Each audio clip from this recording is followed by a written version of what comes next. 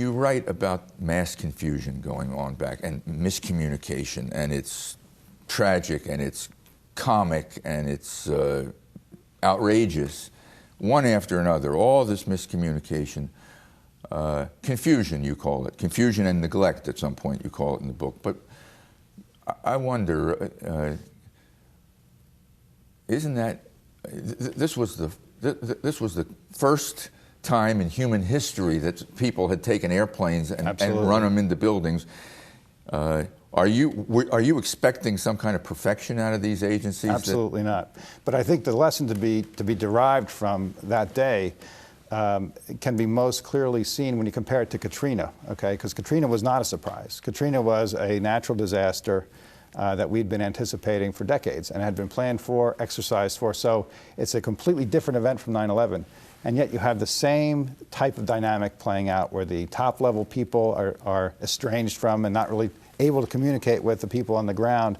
And I think the change that has to occur is the realization that in these kinds of events, critical decisions are going to have to be made somewhere below the top level of command.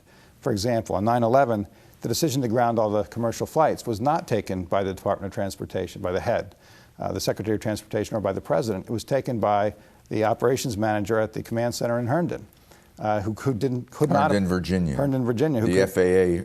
Yes, the Command FAA Center. Command Center, Okay. who couldn't afford to wait for them.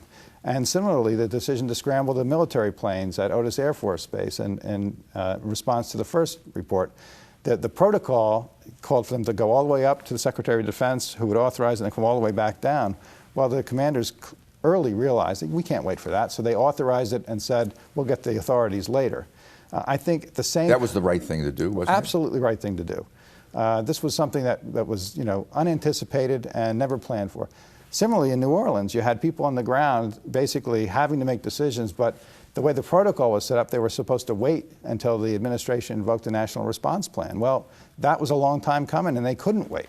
But I think the lesson to be gleaned from that is that in the early stages of a cataclysmic event, people lower in the chain of command have to be empowered to make critical decisions to a level that they haven't been in the past.